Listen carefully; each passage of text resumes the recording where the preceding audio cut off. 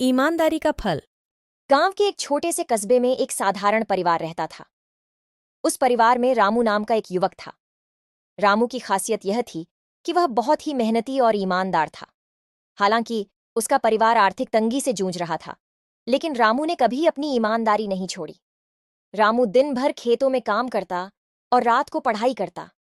वह हमेशा अपने सपनों को पूरा करने की सोचता था और एक दिन अपने परिवार को इस गरीबी से निकालने का प्रण किया था। उसके दोस्त उसे कहते थे कि शहर में जाकर नौकरी ढूंढो, लेकिन रामू अपने गांव से बहुत प्रेम करता था और वहां रहकर ही कुछ करना चाहता था। एक दिन रामू को गांव के सरपंच से एक चिट्ठी मिली। चिट्ठी में लिखा था कि गांव में एक बड़ा उद्योगपति श्रीमान वर्मा आ रहे हैं और उन्हें एक मेहनती और ईमानदार व्यक्ति की जरूरत है जो उनके फार्म हाउस की देखरेख कर सके। रामू को यह अवसर बहुत अच्छा लगा और उसने तुरंत ही आवेदन कर दिया। श्रीमान वर्मा ने रामू का साक्षात्कार लिया और उसकी सच्चाई और मेहनत से प्रभावित होकर उसे नौकरी पर रख लिया।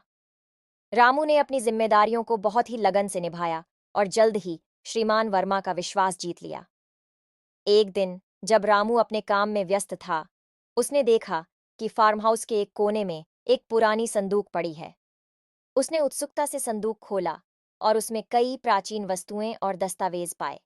रामू ने तुरंत ही यह जानकारी श्रीमान वर्मा को दी।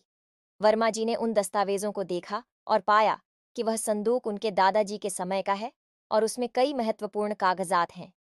श्रीमान वर्मा ने रामू की ईमानदारी की सराहना की और उसे इनाम स्वरूप कुछ पैसे और अपने फार्म हाउस का एक हिस्सा दे दिया।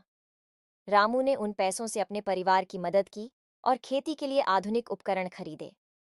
रामू की मेहनत और ईमानदारी ने न केवल उसके जीवन को बदला, बल्कि पूरे गांव के लिए एक प्रेरणा बन गई। गांव के लोग उसकी तारीफ करते नहीं थकते और उसका उदाहरण देकर अपने बच्चों को ईमानदारी और मेहनत का महत्व समझाते।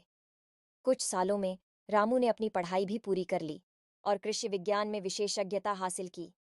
उसने गांव में एक कृषि केंद्र खोला, जहां वह किसानों को नई नई तकनीकों के बारे में सिखाता और उनकी समस्याओं का समाधान करता। उसकी इस पहल से पूरे गांव की आर्थिक स्थिति में सुधार आया और सभी लोग खुशहाल जीवन जीने लगे।